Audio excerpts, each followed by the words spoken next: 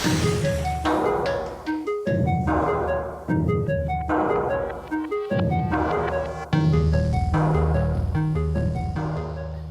everyone. Welcome to our Mid-Press News Midcast live stream. I'm your host, Manar Adley. Today, we have a very special guest. We'll be talking with our Washington, D.C. correspondent, Dan Cohen. And he's going to be talking about his latest investigation.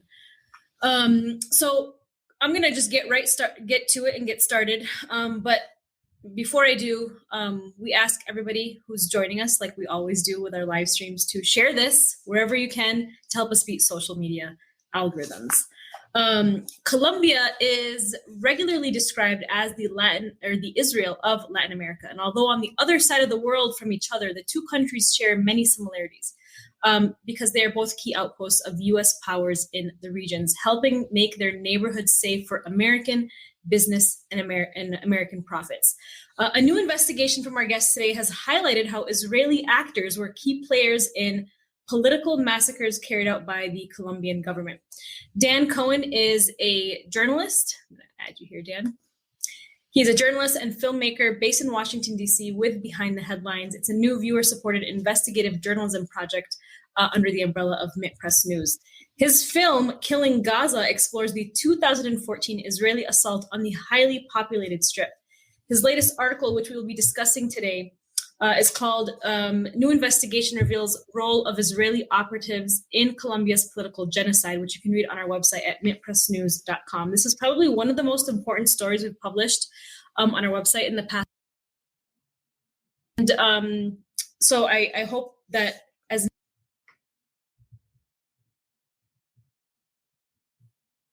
we are losing connection here, so just want to make sure. I hear now. I don't know if it's from my side or your side. I can't really tell either, but your screen is like completely frozen. Oh, there you are. You're back. A strong start. Okay. That's okay. This happened the other day as well, so it's all good. Dan, if you can just start by filling us in with the latest on the ground in Colombia, because I think that a lot of people that are watching the strikes that are taking place there, they don't think of Israel. It doesn't come to mind right away, but you actually recently tweeted out this incredible video of protesters in Colombia who are on strike, who are burning the American flag and the Israeli flag in a show of dissent against, not just the economic situation there, but against Western and Israeli imperialism. Can you start us from that aspect of the story? Definitely. In fact, I think we can possibly we can even show that video, right? Is everyone seeing that? All right, I'll turn it down. But I think everyone should be able to see that, right? So yeah, I mean, this, in Colombia, about a week ago, they burned the Israeli and American flag, which, I mean, here, I'll show it again. The tweet I put out went viral, and, really showed that it's not, what's happening in Colombia isn't just a strike and isn't just a strike against austerity measures, which it definitely is, but it's also, there's an element of anti-imperialism that, people understand that they're against Western empire, that Colombia is an outpost of U.S. imperialism, and that Israel has actually played a very overstated role, a very large role in a lot of suffering that's gone on in Colombia, not just recently, but since the 1980s, really, is where my investigation picks up. And so basically, there was a recent investigation from a renowned Colombian journalist named Alberto Donadillo, who showed that Israel was involved in what was deemed a political genocide from the beginning in the middle, like the mid 80s, and that lasted for about 20 years and killed several thousand left-wing people, activists, ex-combatants, all kinds of people. And so my article talks about that. And then there was also the role of another Israeli mercenary in training the paramilitary death squads that have terrorized and continue to terrorize Colombians, and particularly the kind of working class peasants throughout the countryside. And I mean, these death squads have just had, I mean, they're basically, you could compare them to like ISIS, that level of brutality. And, they were trained by Israel. So, we'll get into that, but to talk a little bit about the current uprising, I mean, basically, so everyone understands what's happening right now. There is a strike going on that's been just over a month in rejection of neoliberal austerity measures imposed by Ivan Duque, the far right president and ally of the United States. And these austerity measures basically would increase taxes and fares and all kinds of costs on working class and middle class people. And Colombia is in a situation of very serious poverty. About 43%, according to official statistics, 43% of Colombians are already in poverty. 15% of them are in extreme poverty. So, where people are not able to eat day to day. They go days without having a meal. And it's only gotten much worse in the pandemic, where the government has really gone hands off and just kind of, it's destroyed the economy and people have greatly suffered. Now, at the same time that the Colombian government is telling people that they have to accept this tax increase, one thing I found that actually I found it after I published the article is that the Colombian army, right before it was, telling people we don't have any choice, we have to balance the budget, deal with this deficit. At the same time, they were actually buying about more than $14 million worth of assault rifles from Israel. So the Galil ACE-23 rifle is the standard weapon of the Colombian military, and those are provided by Israel. And so, so there's no money, for basic necessities, for people to be able to eat, for people, to have cooking gas in their homes, these kinds of things. But the military can definitely afford a bunch of new rifles in order to repress the protests. There have been, in these protests, in this national strike, there have been numerous people killed. Unarmed demonstrators, indigenous people have been killed by police, by soldiers, and also by paramilitaries. So there's a lot going on, and talk about like what Israel's role is in in the current violence. I mean, one thing, last September, I talk about this in the article, last September, as there were numerous massacres taking place throughout the country, the Colombian and Israeli militaries did like counterterrorism training.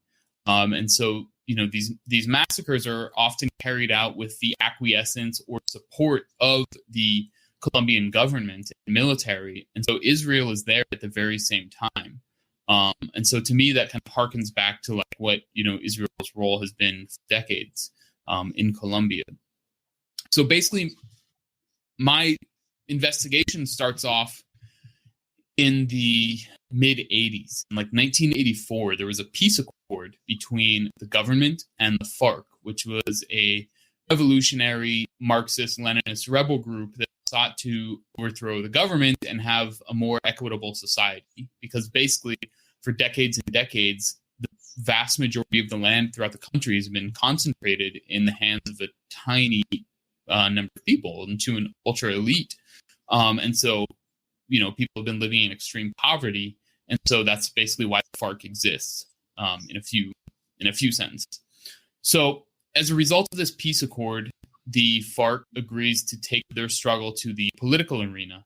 And so you have a political party called the Patriotic Union formed, which was basically kind of a broad left-wing coalition of FARC combatants, of communists, of, just all kinds of left-wing people throughout the country. And it was, pretty successful in terms of building a viable political party that would, compete in local and regional and national elections. And so after this peace deal is signed and the party is created, it was actually the conservative president, Betancourt, who signed the agreement with the FARC and created this political party. Soon you have another president coming in named Virgilio Barco. And Barco was considered more liberal, but he basically sought a way to defeat the FARC, defeat the left-wing party, defeat the Patriotic Union on behalf of business interests, essentially, who don't want any kind of redistribution of land, who want to keep all of their wealth. And so Barco, Virgilio Barco, the new president of Colombia, basically decides, I need to stop the left from coming into power. And, I'm afraid if they're actually allowed to do it in an electoral way, then maybe they'll win. And so he looks to an old friend of his who he met. He was living right here in Washington, D.C. when he was an ambassador. And it's actually an Israeli spy, top Israeli Mossad spy named Rafi Eitan. Rafi Eitan was in numerous high-level Mossad operations. He recruited a very famous Nazi, which is not in the article I found later, but he recruited a very famous Nazi. And most relevant, he was the man who oversaw the Jonathan Pollard spying operation, when basically a Jewish American naval intelligence officer was recruited by Israel to spy on the United States and gave a bunch of documents, classified military documents, to Israel. And then this, turned into a kind of diplomatic fiasco when it was exposed. And Pollard went to jail for a few decades and was actually only released just last year. Trump pardoned him his final weeks in office. Right. And then actually Sheldon Adelson, when he was still alive, flew Pollard back to Israel on his private jet. Oh. So Rafi Eitan, this Mossad spy, was the key guy, and so who overseeing this. And so he was indicted as a conspirator, as part of this conspiracy, but they didn't press charges against him for unknown reasons, probably because they wanted to go soft on Israel, as is always the case in the U.S. And so Rafi Eitan, after decades spying around the world and all kinds of crazy operations for the Mossad, he goes back to Israel and kind of at the center of this national, international scandal. And he was given a cushy landing by the president at the time, or not by the president, but by Ariel Sharon, who would, of course, later go on to be prime minister, but I think was chief of staff for the Minister of Defense. He was basically a high-ranking official at the time, and so Ariel Sharon got Rafi Eitan a cushy gig at at one of the top kind of state-owned companies in Israel, and so that left him all this free time. And so Rafi Eitan decides, he basically gets called to go to Colombia by his old buddy, who's now the president, and he says, so how can I defeat the left? And he advises him. He basically tour around the country, and he advises him, you just have to. These aren't his exact words. We don't know his exact words, but you have to kill them all. You just have to kill them. And he said, if you want, I can do it. Just pay me more. And when the president presented this idea to the military said, no, we don't want you to do it. We're going to do it. If anyone's going to kill our leftists, it's going to be us. Wow. And so that basically right around then, there was a huge increase in the number of killings of Patriotic Union activists and members. and so by paramilitary and military. And so for decades, I mean, in really shocking ways in public, there were at least 2 presidential candidates assassinated who were, pretty, very, powerful, had serious followings. There were numerous mayors. There were mayoral candidates assassinated. So it wasn't just, low-ranking people who were supporters. I mean, there were a lot of politicians being assassinated. So this was basically a secret for a long time, for decades and decades. And this, and actually the extermination of the Patriotic Union went on until 2002, or I'm sorry, until 2000, 2002. By 2002, it went on until 2002, and by 2002, the Patriotic Union had been so thoroughly exterminated that the government, the electoral authorities, basically said it's no longer a political party because it doesn't meet the threshold. It doesn't have enough members, so it's just been wiped out of existence. And so a Colombian court ended up deeming it what it called a political genocide. And so that's why I use the term genocide for the extermination of the Patriotic Union. That's what I was going to ask you is, can you explain what the political genocide is? Right. So, yeah, I mean, it's what I said, just, the total extermination of so many politicians. I mean, I can expand on that even a little bit. There was, the name eludes me at the moment, but one of the high-ranking members was even chased in her vehicle in the middle of the day, and paramilitaries fired a bazooka at her, and they missed. The missile failed to hit the target, and she was calling into the radio and desperately pleading for help live on air while she's being chased. And she survived that attack and ended up fleeing the country. So, these are, and many of these people are still out of, around the world, scattered around the world. It's not safe for them to come back. So there's, this is not just like some history from a couple decades ago that's kind of interesting. It's very real and very relevant to what's going on right now. And, Dan, a lot of people don't even know that there's ongoing conflict taking place in Colombia. Like, they just have no idea, especially in the United States, where we're just bombarded with so much news coming out of Venezuela.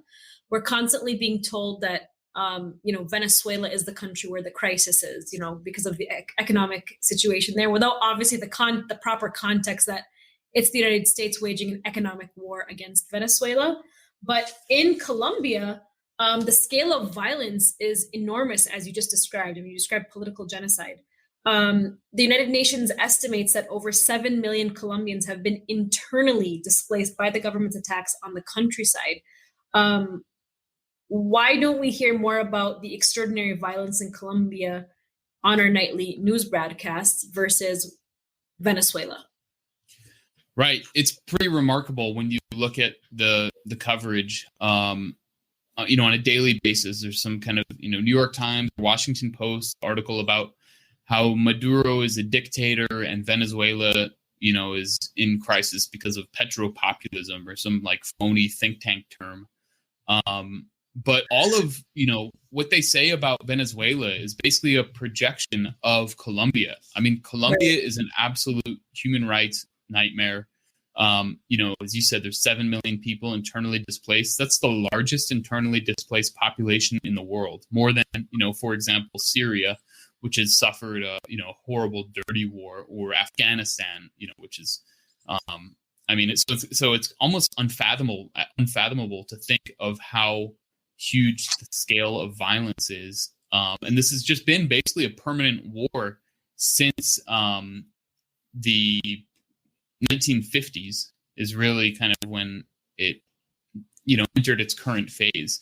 And, that's just never really stopped. So much of that was engineered by the U.S. and is a result of U.S. imperialism. And, the reason that we never hear about this in Western media, or when we do, it's portrayed in kind of, really soft terms. It's downplayed. as opposed to Venezuela, where it's hyped up how they want to portray the government as uniquely evil. The reason we never hear about the reason we never hear about Colombia in such terms in Western media is because, well, for one thing, Colombia has a ton of wealth itself that's constantly being extracted by Western corporations. There are all kinds of oil mining corporations.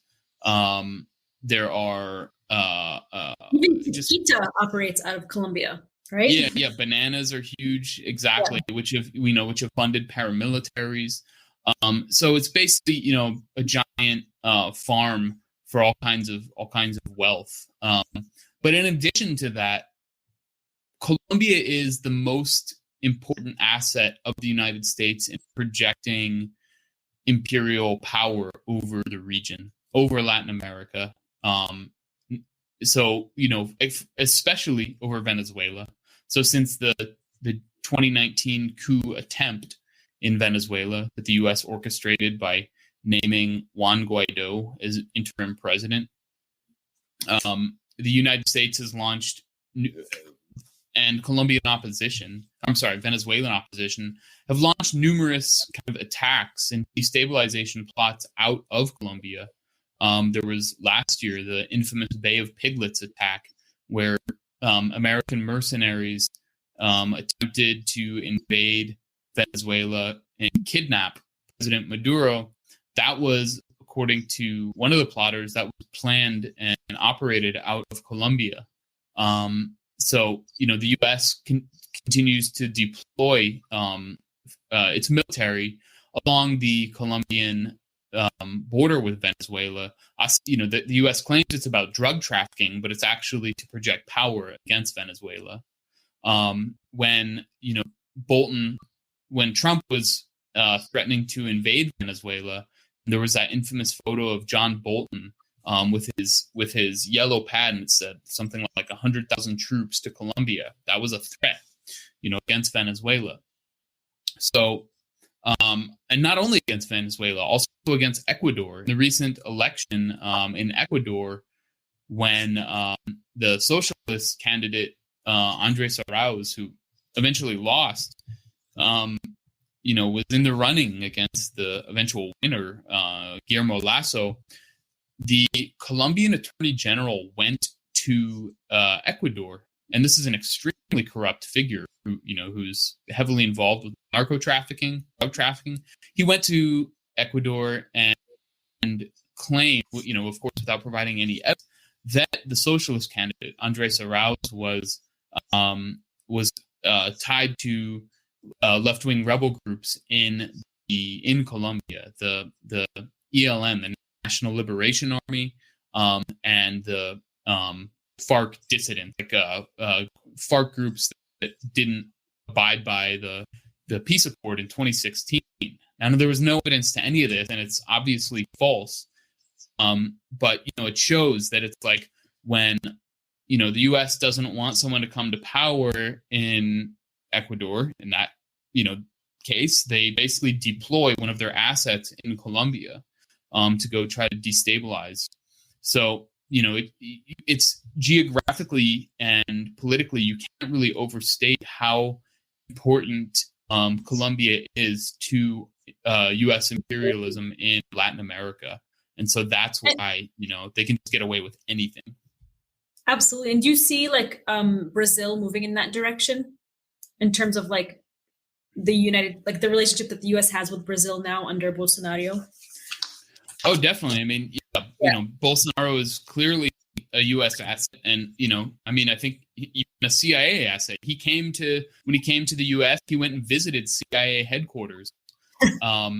So it's so obvious, what exactly is going on, and of course, there's the huge U.S. role in Operation Car Wash. To put Lula in jail in Brazil. And so, now that Lula is out of jail, has been cleared, and is running again for president of Brazil, and this is the most popular president in Brazil's history, And his time was one of the most popular people in Latin America. That's the U.S. sees that as a threat. So it'll be really interesting to see how Colombia is kind of weaponized against Brazil as that comes up. As that election approaches. So yeah, I mean, you just can't overstate how important Colombia is for U.S. to control the region. Talk to me about Carlos Castaño. He's the leader of the AUC that you mentioned in your report, who the United Nations estimates was responsible for around 80% of the murders during the worst of the violence. I mean, 80%, that's insane. He actually went to Israel, you noted, and credits the apartheid state for teaching him so much of what he knows. Right. So yeah, Carlos Castaño was was the head of called the AUC, which is the biggest paramilitary in Colombia, and he in the early 80s he went to Israel, studied at Hebrew University, and did a series of military trainings where he basically learned advanced paramilitary tactics from the Israeli army. And he not only did he learn so much about military tactics and how to be a soldier and paramilitary leader, but it also revolutionized his thought, where he basically understood at that point that the FARC could be defeated. That basically he says in his autobiography that the whole concept of what he calls self-defense or paramilitarism, that regular people, who are not enlisted soldiers, taking up weapons and going and basically terrorizing poor people, it's something that he learned in Israel. And so, when you look at kind of the settler mentality in Israel, that's very much part of it. That's kind of what Castaño took, and changed his way of thinking and went into the creation of these paramilitary squads. And so when Castaño got back to to Colombia, not long after this, this is a huge story in Colombia for years, that Colombia, most Colombians, but a lot of Colombians, are very familiar with the name Yair Klein. Yair Klein was an Israeli. Yeah. Right. Go ahead. So Yair Klein is an Israeli special forces officer who retired from the military in like the early 80s, and he started a company, like a mercenary company, that first got its first big break, selling weapons to the Christian Phalangist militias in Lebanon that were allied with Israel and carried out the infamous Sabra and Shatila massacres against Palestinian refugees, where they basically the Israeli military secured the premise and just allowed these and oversaw, with Ariel Sharon, the future prime minister at the head, allowed these militias to go in and just rape and murder and killed. I don't know what the official numbers are, but thousands of people. And these are, just gruesome massacres that took place in the Palestinian refugee camps in Lebanon. And so this guy, Yair Klein, sold weapons to these militias, and then he claims he actually so I interviewed him actually for this article, and he told me that he went on behalf of the Israeli military. That he wasn't going as like a private citizen, even though he was technically going as a private. He was working in a private capacity, but he was basically dispatched by the Israeli government. So it was kind of in an unofficial way. And so he went, and what he claims was he was told that he would be training, people like ranchers to defend themselves from cattle rustlers, from like people stealing their cows. But he ran these training camps, 3 training camps that I think were 10 days long each. And he trained what would basically become the core of the paramilitaries. And among the people he trained were the Castaño brothers. So Carlos Castaño, who had already been in Israel training, and his brothers, and a number of other people. So he, basically trained them in various terrorism tactics, car bombs, these kinds of things. And then these paramilitaries went on to terrorize the country for years. In fact, one of the guys he trained assassinated the leading presidential candidate in 1989, I believe, with a gun that Yair Klein provided. And so, it's just an enormous impact. And so basically he left the country, goes back to Israel, and Colombia, wanted to, eventually when this came out, it was such a scandal that Colombia had to do something. The Colombian government had to kind of, look like it's doing something. They tried to extradite him. The Israelis refused, and have basically protected him. And so he's just in Israel all the time. But these paramilitaries that he trained went on to basically just terrorize the country. And as you said, the UN found that they're responsible for 80% of the violence in Colombia, which is, pretty just a shocking number. They act as an extension of the paramilitary. The paramilitaries act as an extension of the military and of the state. They basically do dirty work that, the military, maybe doesn't want to be caught doing. So they just send in these totally unaccountable paramilitaries, and they just terrorize the population.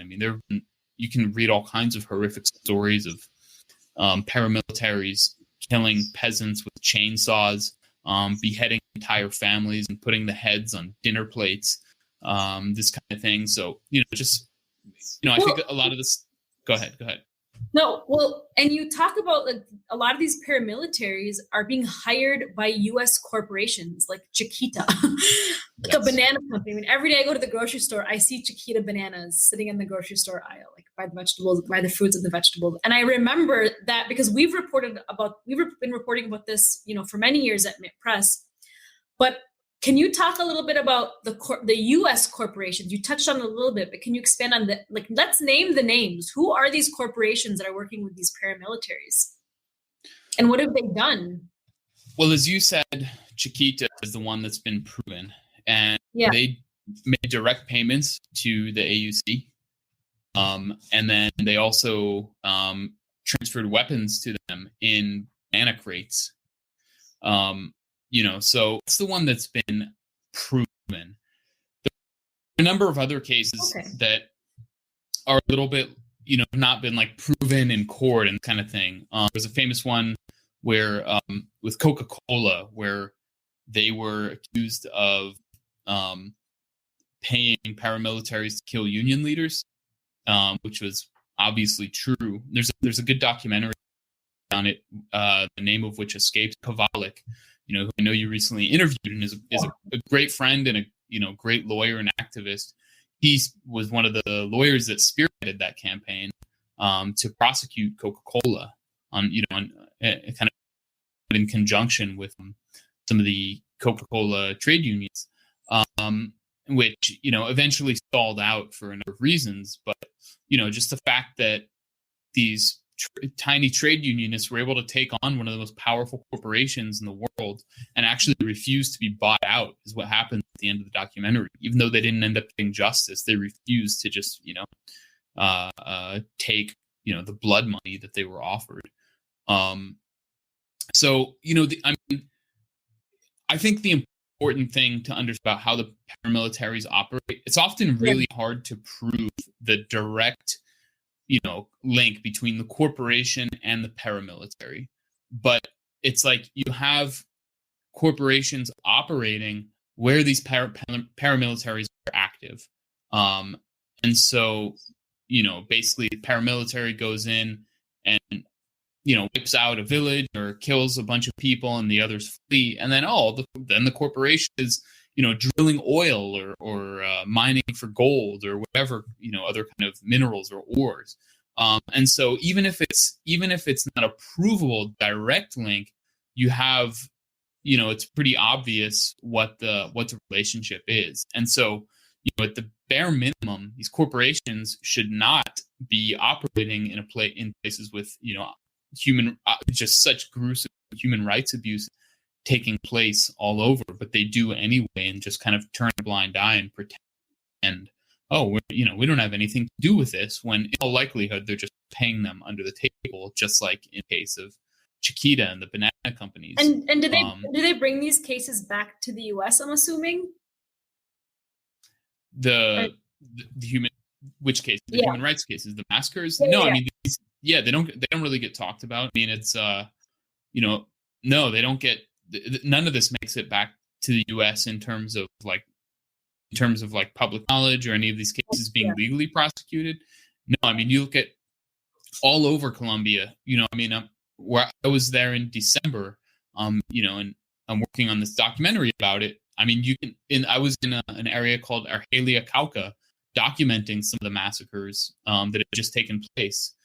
And there are numerous contracts. You can look in Colombia's mining ministry on their website. You can see all of these international corporations have contracts in these areas all over the place where massacres are taking place. And so it's just totally obvious what's going on. But, I mean, and in some of the bigger mines, there are groups that document some of the threats and massacres against people. And it's like, so people are being threatened and massacred where this mine is, this internationally owned mine by international corporations. But, we're supposed to believe that it's not connected. It's just totally obvious that it is. Right. And I'm curious to know more about the FARC. What are they doing and the kind of pushback that they're receiving, I guess, in their fight for justice? That's the right way to say it. I mean, the FARC doesn't really exist anymore. The FARC basically went out of existence in a 2016 peace accord. It was formed in the early 60s. As basically what happened is there was the Liberal Party and the Conservative Party, and they were at war. And then they decided, okay, we're gonna have politics. We're gonna have like political parties, but we're gonna push out the communists. We're not gonna let them participate. Communists, represented rural peasants. And so what the communists did is essentially have their own communes. They had what they called, among several, they had the Marcatalia Republic, which was basically a rural area in Colombia, where, they declared themselves sovereign because they were not allowed to participate in politics. And then what happened is the United States and Colombia, the United States had designed Colombia's military, and they launched an attack with full military force against the peasants in the Marcatalia Republic, and killed a lot of people, but didn't manage to kill all of the fighters. And so the fighters fled into the jungle and into hiding, and they formed what became the FARC, the Revolutionary Armed Forces of Colombia. And so the FARC basically battled and grew for decades.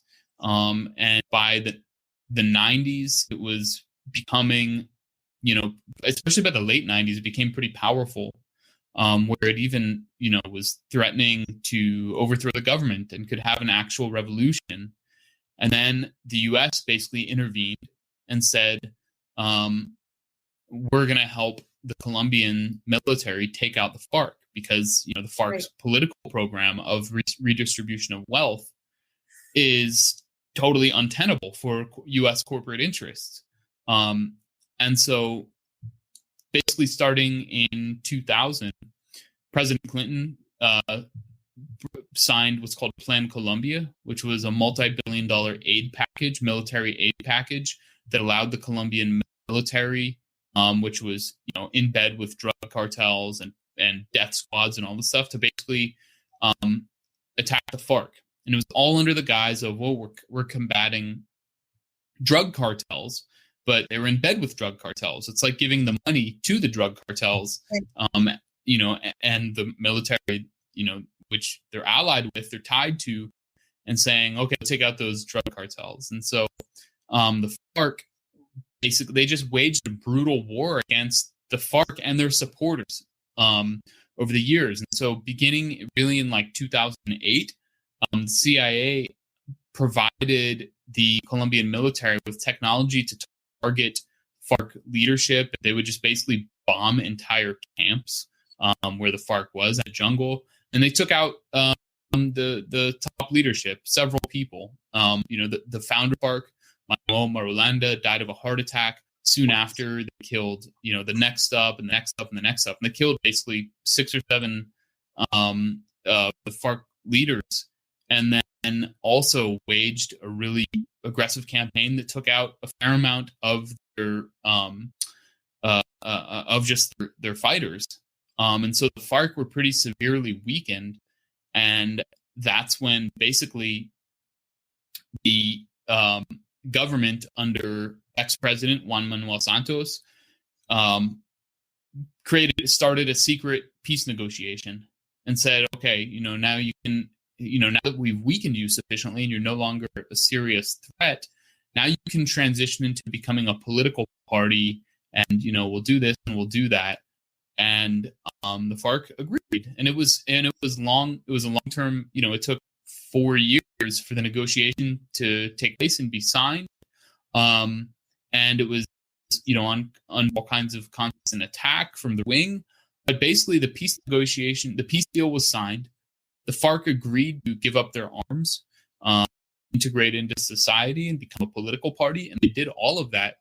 And the government did not live up to its end of the bargain. And so basically, since the peace agreement in 2016, you've had hundreds, about 250 ex-FARC combatants assassinated. You've had about 1,150 social leaders assassinated.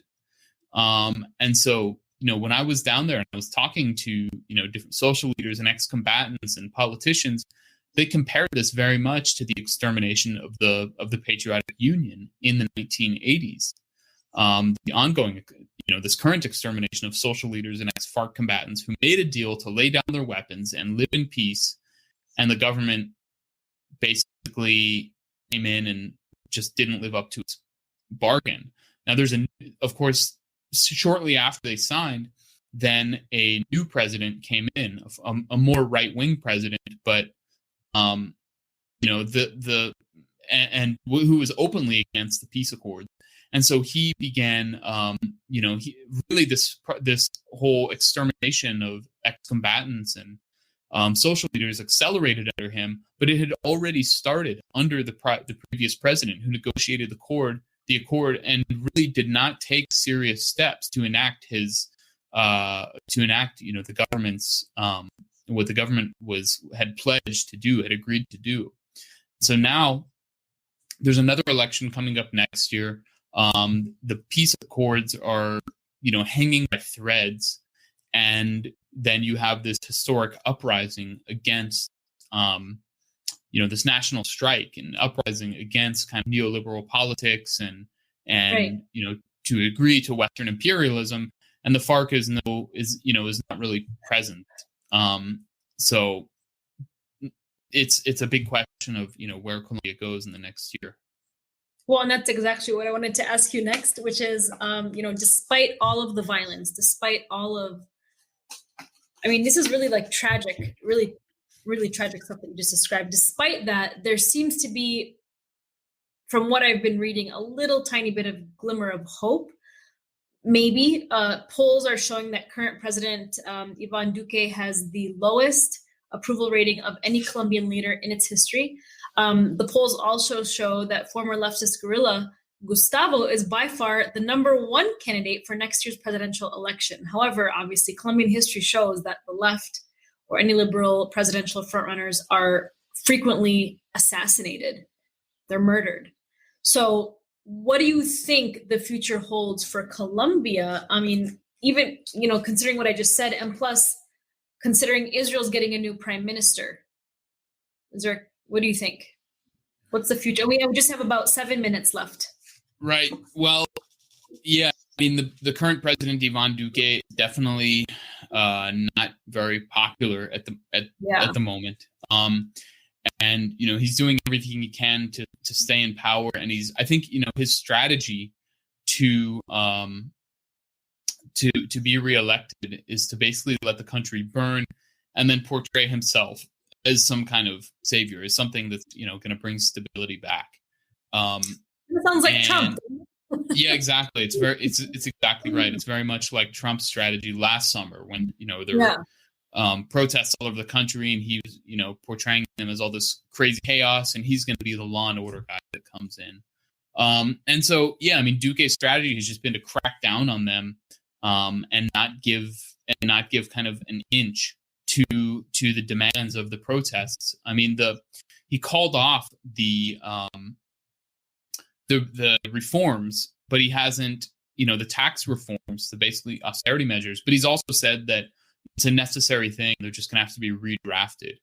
But he hasn't dared to make a new proposal because that would only fuel the strike and, get more people out in the streets. But I mean, it's pretty remarkable to see that this has gone on for more than a month, considering the extreme brutal violence that the police, the military, and paramilitaries have been meting out against unarmed protesters. So, all of this in the context of next year's election, where you have, basically a center left-wing candidate, Gustavo Petro, who you mentioned, who, friends in Colombia have kind of described him to me as like Colombia's Bernie Sanders. So he's, not revolutionary by any stretch. And, I think there are questions about what his political program really is. How much is he going to be able to challenge what is an extremely powerful narco state, even if he is elected? And how much would he fundamentally be able to alter or reshape Colombia's established role? For decades, it's been established as a not only as a narco state, but as a platform for American imperialism. Is he able to actually fundamentally change the biggest issues that were supposed to be part of the peace agreement, where there was land distribution, where peasants who grow coca, who have no choice but to grow coca for cocaine export, for drug cartels, they can grow something else, some other kind of crop. Crop substitution was another big part of the peace accord that was, never really happened. They're supposed to develop the country so, they could take their crops, their alternative crops, mangoes, coconuts, avocados, whatever other kind of produce, and get them to international markets. But that was never done. So the only thing people can do is grow coca for cocaine consumption in the United States and Europe. But all of these things that have to be addressed, that they were part of the peace accord, and which is why a lot of people supported it. But the peace accord came under attack, not only from Colombian right wing, but from the United States, with support from bipartisan support. I mean, one of the important things I think to note, Trump was closely allied with Duque, with the current right wing government. And when I was in Colombia last December, which was right after Biden had won, a lot of people, on kind of the left, were hopeful that Biden would have some kind of departure from Trump's politics, from right. Trump's policies vis-a-vis Colombia. And it hasn't happened. One of the things that Trump did was insist that the Colombian military start spraying glyphosate, which is the chemical in Roundup. And for years and years, they were spraying it all over, supposedly over coca plants in order to kill them. But it had no real impact on stopping cocaine production. But what it did is it poisoned a lot of farmer communities in rural areas and created conflict. And so people were really angry that Trump was in. This was stopped in the peace accord in 2016. They stopped doing this. And Trump started saying, oh, you have to resume doing it. You have to resume spraying this chemical. And what has been done? Biden's State Department has also said you have to start, spraying this chemical again.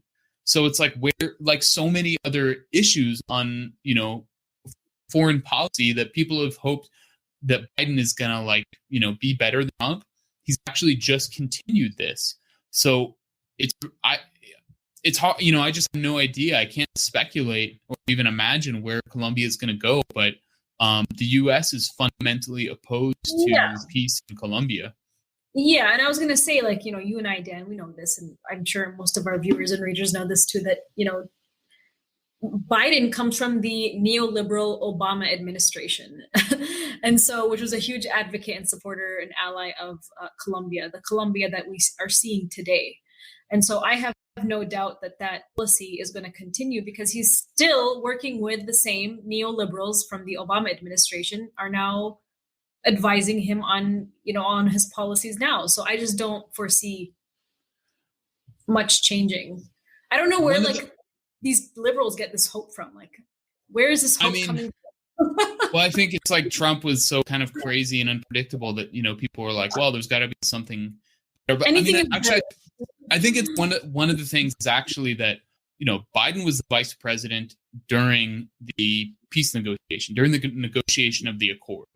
And so people assume that he's actually going to want to go back to the accord.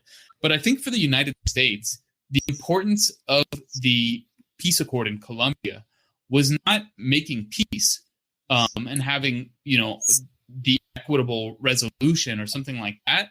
It was actually just to disarm the FARC. It was to get rid of the FARC.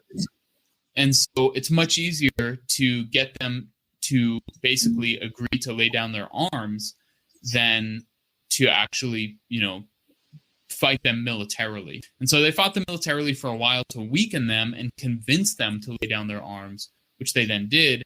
And now it's it's over.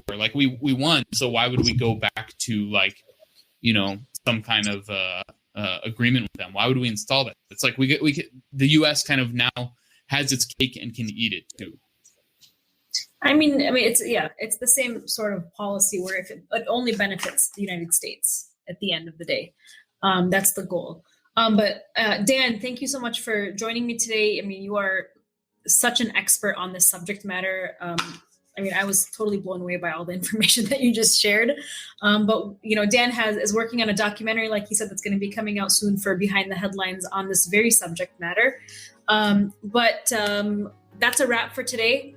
Did you want to add anything else before we let everybody go? No, everyone just subscribe to our YouTube channel, Behind the Headlines, and watch for more content there. Yeah. So if you guys can share this live stream with, on your pages, if you manage them, just to help us beat social media algorithms. And, we have our Patreon page that we appreciate all of our donors and members to be a part of. And also make sure you subscribe to MidPress News' YouTube channel and also Behind the Headlines YouTube channel. Thank you guys so much.